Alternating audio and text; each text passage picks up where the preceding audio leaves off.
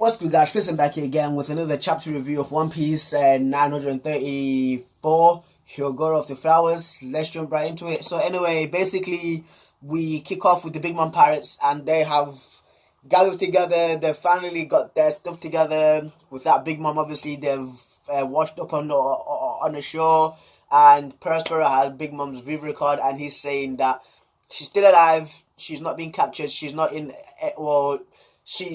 She might be in some sort of trouble basically because Kaido, he's there. They used to be former allies. Now they hate each other. And if Kaido wants to capture her, he would kill her. But for me, a Viv record works on that person's lifespan. So with Ace, like when he got captured by the Marines because of Blackbeard, when Luffy had his Viv record, like the Viv record was starting to like burn away basically, like it was starting like little flares, like you know how paper that burns up, like it just just crumbles away and it turns into like ember basically. But with that Big Mom, hers is still intact because she was with Chopping and everybody else, you know, they're not going to try and kill her because it's almost impossible to kill her because she's got imperial skin. But they're a little bit worried about her, and they're worried that they might not even make it back inside Wano because King, he's still flying around, he's still patrolling the skies, and he knows that the Big Mom Pirates are around Wano, so he might not even let them back inside Wano for all I know as well. Yeah, and literally they're all just trapped. But this chapter it also skips on as well to Okiku, Big Mom, Momonosuke, and Otama, and they're riding a crocodile turtle. This crocodile turtle, it's huge. For it to even hold on to Big Mom's weight, it must be massive because like she was just sitting on it, it was just like traveling, but this thing must be big because Big Mom is at least 10 foot tall. She's way past 10 feet, and like this crocodile thing it's not looking like it's holding like her weight. But anyway, Momonosuke says something that caught my attention, something that's very interesting, and I'm pretty sure it's caught a lot of people's attention.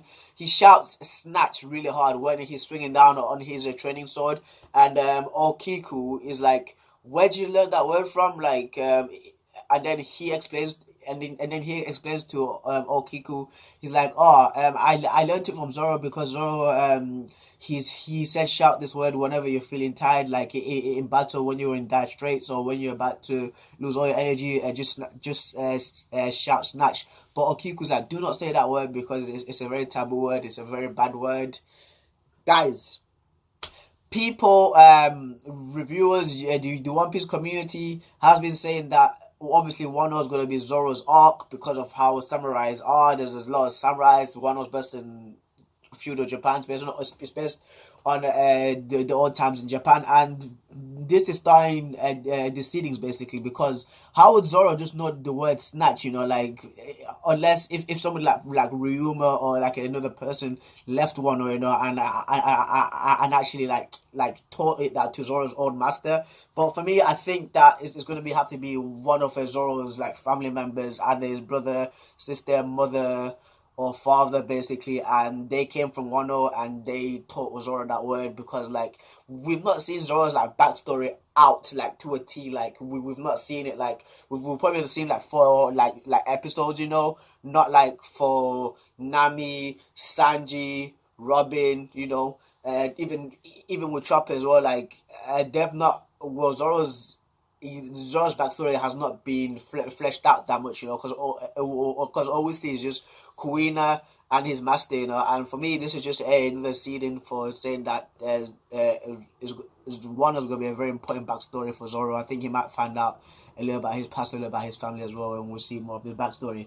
But again, the chapter cuts away again to Nami, Shinobu, Kanjuro, Brook, and Robin, and they have recovered. They have gotten away from Shogun Orochi's palace, from all that nonsense, to all that chaotic mess that was going on, and they're literally speaking about what they got back, and the information to what they got from that palace. So Brook, he sees that there's a poneglyph, but it's not the real poneglyph. He sees that there's a poneglyph behind some door, and there's some like doors around it. For me, I'm thinking that this poneglyph might say where Uranus is. Maybe I'm just reaching. But anyway, he says, yeah, I saw a poneglyph as well. But Robin suspects that the raw poneglyph is going to be in Onigashima where Kaido is, which is self-explanatory because it's a raw poneglyph. There's only 4 of them in the entire One Piece universe, and Kaido would not leave it to somebody like Kurozumi or Orochi. Kaido would keep it close to himself because he does not want one of the other 3 yonkos to find what it is. But as well, they also mentioned that they fear for Otoko because Otoko, she's the one that actually frustrated and made Kurozumi or Orochi mad because she was laughing at him, and they sent her to the red light district. But they still fear for her trouble or for her safety because Orochi's still gonna be looking for her. But the part what killed me is basically Robin. She's like, I'm sorry I let you guys down. I did not gather that much information, but she's like, oh, but I did get this. I did get that. Like, so much information, like what time Orochi wakes up, when he's going to the Fire Festival, what he's for regular, like so much information. And Kanjuro was like, you're so good, but this is showing why, like, Nico Robin was the perfect person to actually pick for that espionage kind of job because she's a bit of spy. She's used to gathering information. So I'm not too surprised that Robin felt like she could have done more. She could have done more. Like obviously she could have done more, but for that short space of period of time, for like let's say for 40 minutes or to an hour, she managed to gather that much like the information in a short period of time. For me, it's really good, it's sick. But when I was speaking about Kurosaki and Kyoshiro, they mentioned about a guy that used to rule the Yakuza 20 years ago, Hyogoro of the Flowers. And for me, when Kyoshiro sliced down Kurosaki, flowers came out, like flowers, like petals came out, like how Vista from the Whitebeard Pirates, he would slash somebody, and like the rose petals will come out with like how Kinemon, like he would slash something and then there's fire. But with Kyoshiro, some petals came out, and they said that Hyogoro of the Flowers was an old Yakuza boss, basically from a long time ago in Wano. And they're wondering like, who is this person, what this person is, but we'll find out later on in this chapter. I don't want to say it now, I'll say it later. But anyway, we also skip on to as well to basically the entire city, the entire the entire flight district, the men especially, they're crying. They're like, Kurosaki is dead. We'll never get to see her beauty again. And Sanji's like, how can she die? And Usopp is just saying like, you only knew her for one day, dude. Like you only just saw her once and you're already in love with her. Like what's your problem? But Sanji. Obviously, yes, it is Sanji's like personality, like he loves women. Like for me, I'm not surprised that he's acting like that, because like she's one of the most beautiful people ever, and people and all the guys, they just literally just crying about her, all the thirsty guys out there just literally just be like, I can't believe she's dead, she got slashed down by that guy Kyoshiro, but still we also see that Brook, Usopp, and Sanji, they're still talking with Trafalgar Law, right? Because they've gone away. And we see that Sanji's gone away as well from page 1. Maybe he won that fight. Maybe he actually managed to get away, but I think he won that fight. But we see that Law is reading the newspaper and he's very interested in he's got some interesting news about Kid. I don't want to say it yet. Again, it's going to be for a few minutes later on, but there's a few interesting things about Kid like being said about like in a chapter, and Luffy's not being mentioned. And we've got Sanji here. Sanji's killing me because like he's literally there. He's like, so the ladies' bathrooms.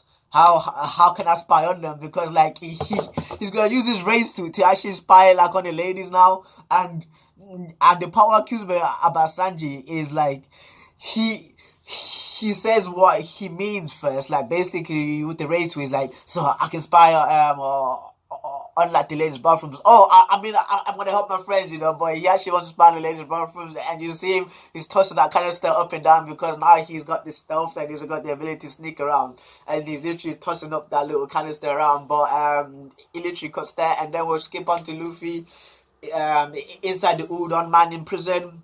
And we'll see what he's been up to. He's been working really, and you can start to tell with how he's looking, because he's looking a little bit more defined now with the muscles.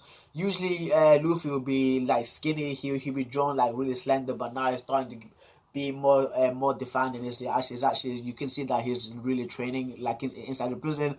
But he's speaking to a smile user, and this guy is called, I forgot his name. I had to write his name down. What's his called? Gowler. Basically, he's an alpaca smile user. He's got a normal head of a guy, but his head is a normal body of a guy, but his head is an alpaca. And whenever he's talking to Luffy, obviously alpaca spit, and he kept on spitting to Luffy's face, and Luffy's just like, man, can you please stop talking and stop spitting in my face? But we see this withering old man again. Like he's on the floor crawling, and he's trying to eat some kibi dango like on the floor. And he's like, oh, I just need to eat this dango because I'm really hungry. And we've got smile users, a guy with a big dude, and he's got a belly of an elephant's head inside his belly, just like Holder. And then we've got a guy with some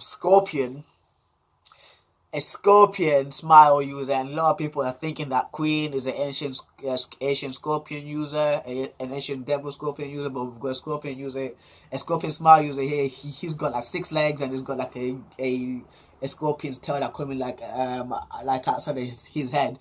But the same, where'd you get all this dango? Like he's like he's basically not trying to snitch on Luffy, and he's literally just trying to eat it.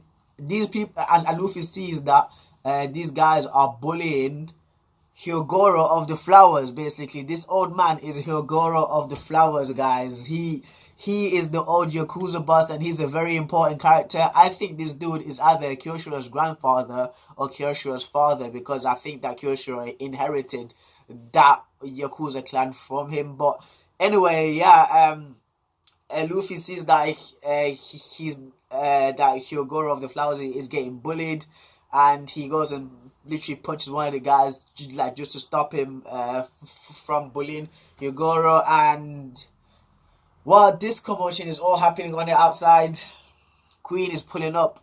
He or she, I thought, in this day and age, I don't know what to say, but he or she is literally just running up, smoking, of course, a cigarette. You know, he's coming on like some kind of like on some kind of like doom buggy, but it's all playing the same beat pirates. People are shouting Queen, Queen, Queen, Queen, Queen. But I want to see now what's gonna happen next chapter. But we are on break. You know, as soon as something interesting starts happening, we are on break, guys. But I think that in the next chapter, Queen is for sure gonna just show his dominance to Luffy. He's gonna beat Luffy around because Luffy's got Karaseki keys on. You know, he's gonna slap Luffy around a little bit and just show like his dominance. You know, because Luffy has obviously been causing a lot of commotion. Plus, as I said earlier, Eustace Kid has apparently escaped the prison, so we don't know where he is. He wasn't in this chapter, because usually in the Udon prison we've seen him with Luffy, but now he's not been in this chapter. You know, so it says that he's escaped from prison, but where would he go? Maybe that's why Queen is there, to keep it to find out where he went. But I think that Queen's gonna turn his attention more on Luffy than on Kid, because I think that Kid is a little bit scared of Queen, but he's actually got to turn his attention on Monkey D. Luffy and just literally slap him around, as I was saying.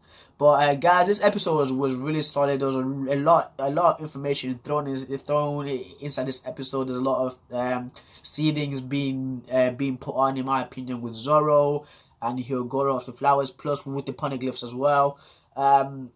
So I'll say this chapter was a 6.5, 7 out of 10. It's not on the picograms. You know, as I say all the time, picograms are always like a picogram chapter is always a godly chapter. You know, something like Mahu saved something big, some action, some real action has to go on, guys, and then that's for me a picograms kind of chapter, guys. Tell me what you thought of this chapter in the episode, in the comments below, guys. Tell me what you think that word snatch from Zoro comes from. Do you think you learned it from his dad? Tell me about what that poneglyph that Brook is the poneglyph that Brook saw. What you think it is.